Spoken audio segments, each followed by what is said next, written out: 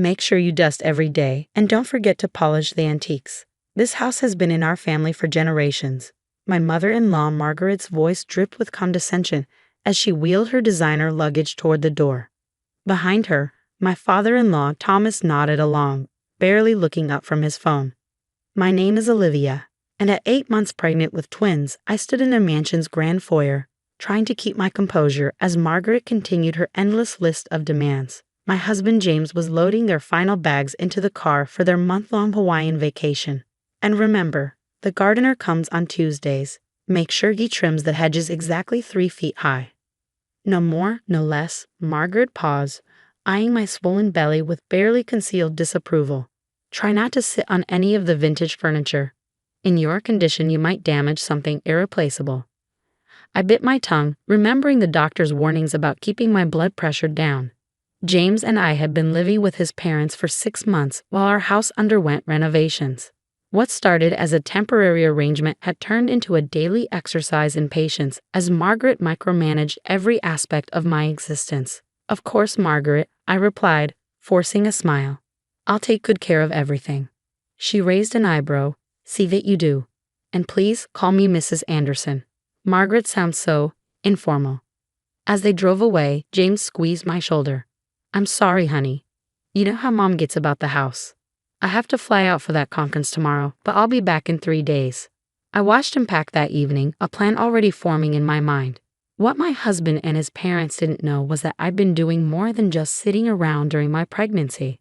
Those long hours alone in the mansion had given me plenty of time to explore, and I'd made some interesting discoveries.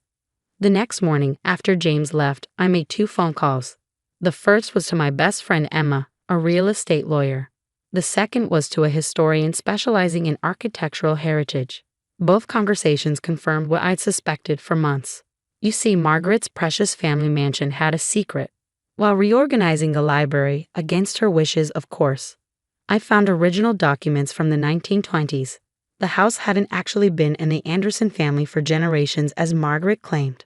Her father had bought it in a questionable auction in the 1960s, and the paperwork showed some very interesting discrepancies. More importantly, I discovered that the house had been designated as a historical landmark in 1943, but someone had buried the paperwork. The Andersons had been making unauthorized modifications for years, violations that could result in significant penalties. As I waddled through the house that afternoon, I documented every improvement Margaret had made. The original hardwood floors she'd torn up for Italian marble. The period windows she'd replaced with modern ones. The authentic Victorian wallpaper she'd stripped away for her preferred cream paint. Each change was another nail in her coffin. Mrs. Harrison, the historian, Dr. Peters, arrived precisely on time. "These modifications are troubling. The original designation was never officially removed. This property should have been preserved according to very specific guidelines." I showed him the documents I'd found, watching as his frown deepened. "The current owners never filed for any permits for these changes. This is a serious violation of preservation laws." Emma arrived shortly after, her legal pad already filled with notes. The original auction sale was questionable at best. There were living heirs who were never properly notified. Add the unauthorized modifications to a historically protected property. "Olivia, this is a goldmine." I rubbed my belly, feeling the twins kick as if in agreement. "How long will it take?" "To file the paperwork? A couple of days. To process everything? Maybe a week or 2, given the historical significance." Emma's eyes sparkled. "Your in-laws picked a perfect time for a vacation." Over the next few days, I watched as my plan unfolded. The Historical Society was appalled by the violations. The City Preservation Board launched an immediate investigation.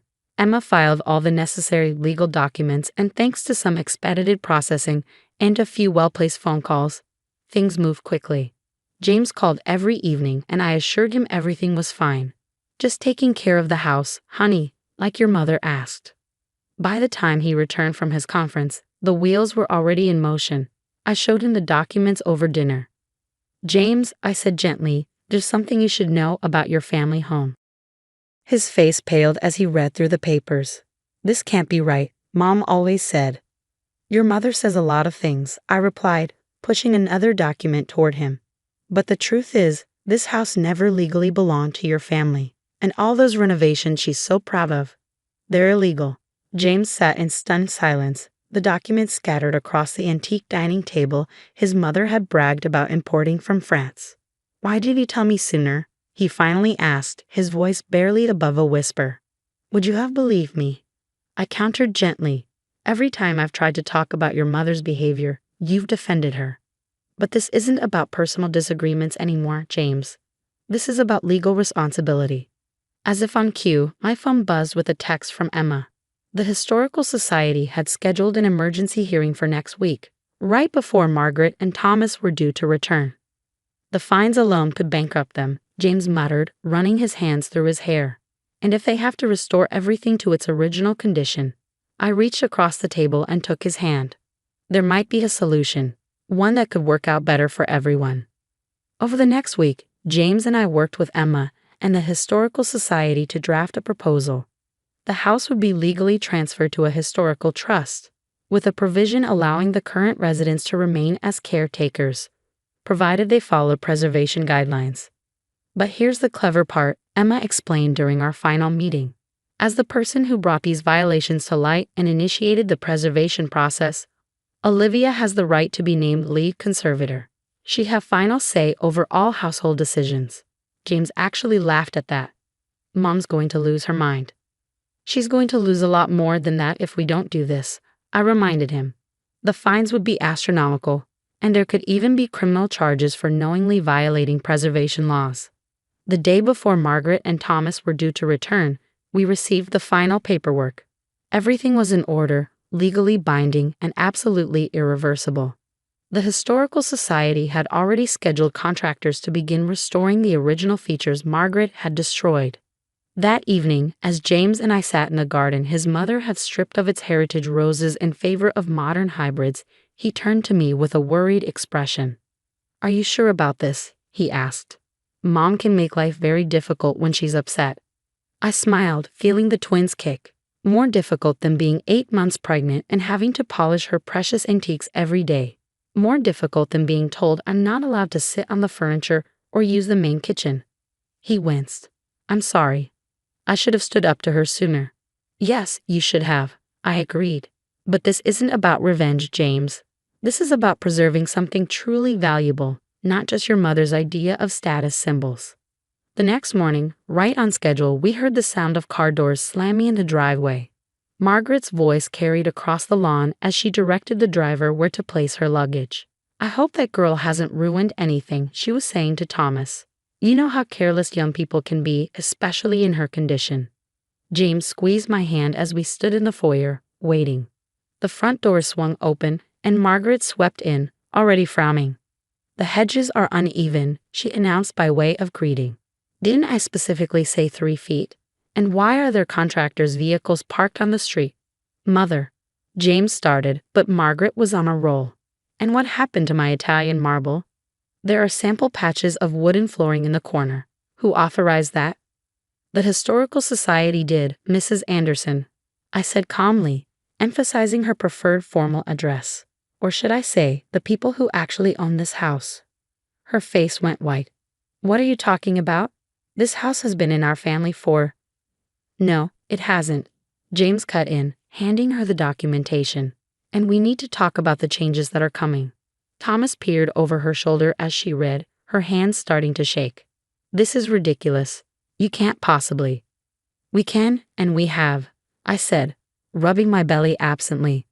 But don't worry. You won't be evicted. You'll just need to follow the new guidelines. I'll be happy to review them with you. After all, as lead conservator, it's my responsibility to ensure everything is done properly. Margaret's knees gave out, and she sank onto the nearest chair, one of her precious antiques.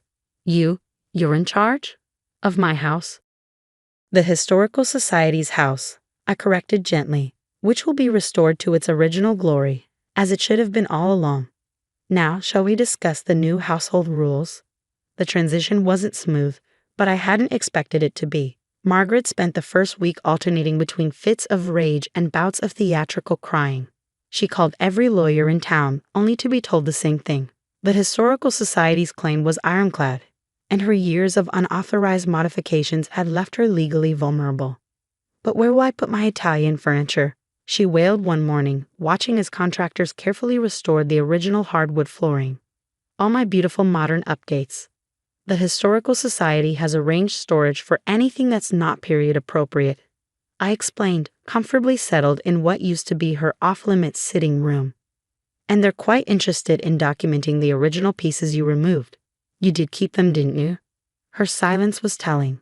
We both knew she'd sold or discarded most of the original fixtures and furniture, another violation that had been added to the official record. The changes went beyond just the house's appearance. Gone were Margaret's strict rules about which rooms could be used and when. The Historical Society actually encouraged regular use of the spaces as long as proper preservation guidelines were followed. I turned the formal dining room, which had been reserved for Margaret's twice-yearly dinner parties, into a daily gathering space. The library, once kept under lock and key to protect the first editions, most of which turned out to be recent reproductions, became a cozy reading room. 2 weeks after the revelation, I went into labor. Unlike Margaret's prediction that I would probably ruin her imported carpets, I was actually in the garden when my water broke. James rushed me to the hospital, leaving his parents alone in the house they no longer controlled. Our twins, Charlotte and Henry, were born healthy and strong. When we returned home 5 days later, we found something unexpected. The house had been cleaned, but not in Margaret's usual obsessive way. Fresh flowers, local wildflowers rather than her preferred exotic arrangements, sat in simple vases. And in the newly restored nursery, 2 antique cribs had been carefully set up. "They were yours," Thomas said quietly, appearing in the doorway. "From when you were a baby, James. Margaret wanted to throw them out years ago. But I kept them in the attic." He paused, looking almost shy. I thought maybe, with the historical theme. It was the first genuine gesture either of them had made, and I felt a small spark of hope. Over the next few months, as I settled into motherhood and my role as lead conservator, I noticed subtle changes in my in-laws. Thomas spent more time in the garden, learning about the heritage plants we were reintroducing. He even started giving tours to Historical Society members, sharing stories about the house's past that Margaret had always dismissed. Margaret herself was slower to adjust, but adjust she did. It started small. She began asking rather than demanding, learning to knock before entering rooms, speaking to me by my actual name instead of "that girl." The turning point came during the twins' 3-month milestone. The Historical Society was hosting a small celebration, showcasing the progress of the house's restoration. Margaret had been quiet all day, watching from the corners as visitors admired the original features we'd uncovered. As I was putting the twins down for their nap, she appeared in the nursery doorway.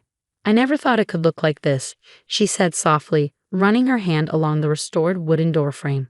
"All these years, I was so focused on making everything new, perfect, impressive. I never saw the beauty that was already here." She turned to me, her eyes glistening. "I was wrong, Olivia. About the house, about you, about so many things. I was trying to create a legacy by erasing the past when I should have been preserving it." I adjusted Charlotte's blanket, considering her words. "It's not too late to create a different kind of legacy," I suggested. "The twins should know their grandmother, the real one, not just the perfect image." For the first time since I'd known her, Margaret smiled genuinely. "I'd like that." Today the house stands as a testament to both preservation and change. The Historical Society regularly hosts tours, with Thomas proudly showing off the restored features and Margaret, surprisingly, leading workshops on the importance of historical conservation. James and I are raising our twins in rooms filled with both history and love. The antique furniture is used and cherished, not just displayed. The gardens bloom with heritage plants, and the kitchen, once Margaret's exclusive domain, is filled with the smell of family meals and the sound of laughter. As for my mother-in-law, she still occasionally sighs over her lost marble floors, but more often he'll find her in the nursery, rocking her grandchildren in chairs that have held generations, finally understanding that some things become more precious with age and imperfection. Sometimes the best revenge isn't about winning or losing, but about restoring what was lost, not just in a house, but in a family.